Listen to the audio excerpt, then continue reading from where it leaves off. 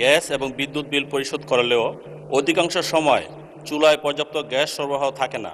দেশে যে গ্যাস সঞ্চালন লাইন আছে এগুলো অনেক পুরনো। মাননীয় সদস্য জনাব এস.এম. জাহাঙ্গীর হোসেন, আপনি সম্পূরক প্রশ্ন করতে পারেন। মাননীয় স্পিকার, আপনাকে ধন্যবাদ।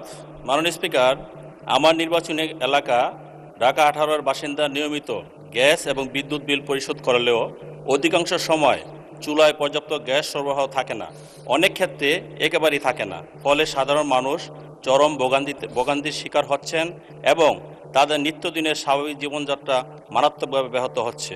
নির্বাচনের প্রচারকালে এলাকার জনগণ বারবার এই সমস্যার কথা আমার নিকট তুলে ধরলেও যা আজও সমাধান করতে পারেনি। মাননীয় স্পিকার, আপনার মাধ্যমে আমার প্রশ্ন, গ্যাসের স্বল্পচাপ সমস্যা দ্রুত সমাধান করে স্বাভাবিক ও পর্যাপ্ত গ্যাস সরবরাহ নিশ্চিত করতে সরকার কি কার্যকর ও সময়োপযোগী পদক্ষেপ গ্রহণ করেছেন বা গ্রহণ করতে যাচ্ছেন? আবাসিক খাতে নতুন গ্যাস সংযোগ প্রদান পুনরায় চালুর বিষয়ে সরকারের বর্তমান নীতিমালা কি এবং কবে থেকে তা বাস্তবায়ন সম্ভাবনা রয়েছে তা দয়া করে মাননীয় মন্ত্রী মহোদয় জানাবেন। আপনাকে ধন্যবাদ মাননীয় স্পিকার।